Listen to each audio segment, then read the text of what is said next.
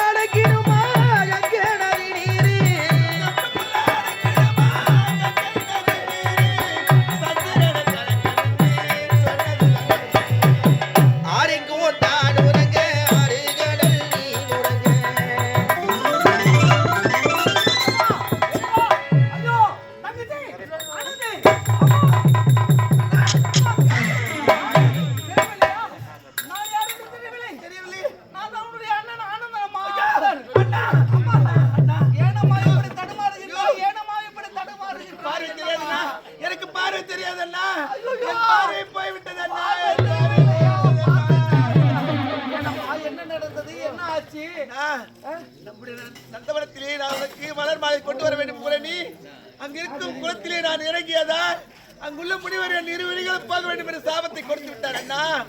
அந்த சாபத்தை வாங்கிய நான் சாபை மூச்சலை கேட்டேன்.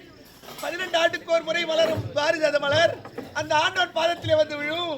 அந்த மலரை கொண்டு வந்து கசிக்க விட்டால் உனக்கு பார்வை தெரியும் என்று கூறினார் அண்ணா. அந்த மலரை கொண்டு வருகிறேன் என்று சந்தோஷம் போயிருக்கா. இதுவரை வேற வரட்டும், அதுவரை நம்ம இங்கே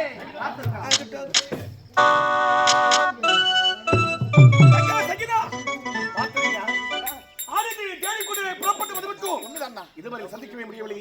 புறப்புறமா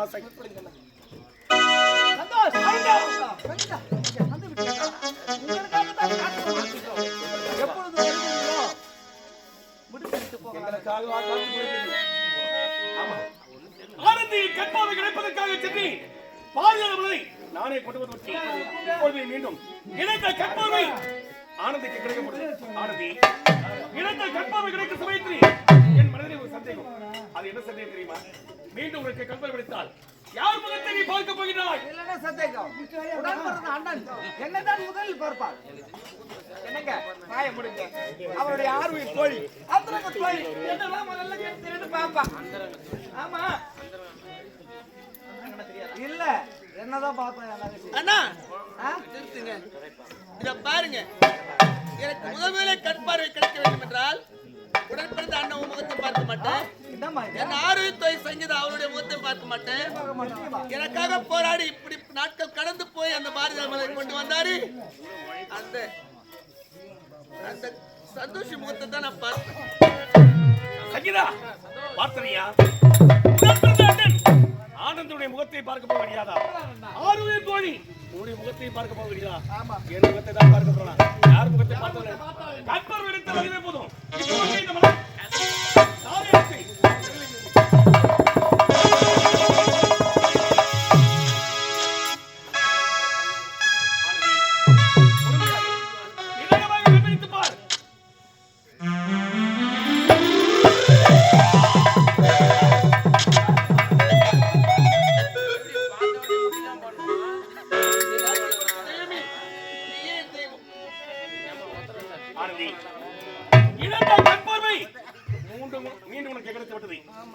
இந்த மலரால் உங்களுக்கு மீண்டும் புது வாழ்வு கிடைத்தது. இந்த பூவால் உனக்கு புது வாழ்வு கிடைத்ததினால் இதுவே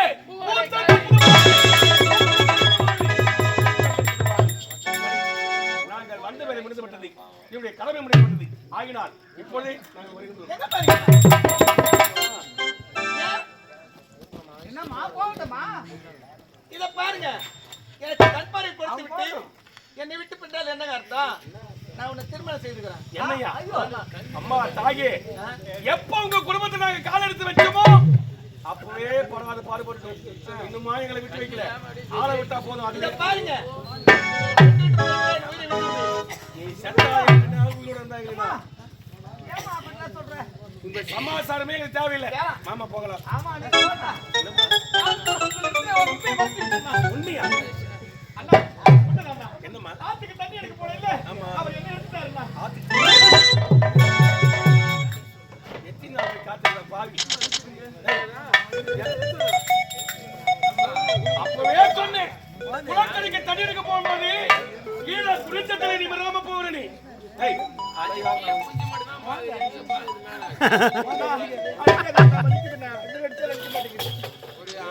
ஒரு குடும்பத்துல ஒரு பெண் இருந்தா எப்படியா இருந்தாலும் உடன் பிறந்த அண்ணனோ இல்ல பெற்றெடுத்த தாய் தந்தையோ உண்மைதான் அவளை கேட்ட கணவனை பார்த்து நிச்சயமா திருமணம் செய்ய போறாங்க.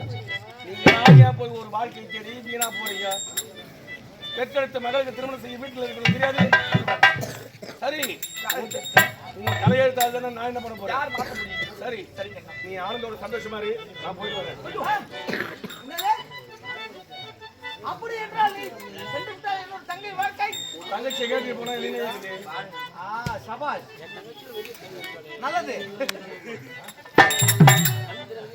என் தங்கச்சி கேட்டுக் கொள்ளவில்லை என்றால் உன் தங்கச்சி எனக்கு வேணாம். போ ஆனந்த், என் தங்கையை நீ திருமணம் செய்து கொள்ளும் உன் தங்கையை நான் திருமணம் செய்வேன். ஆமா.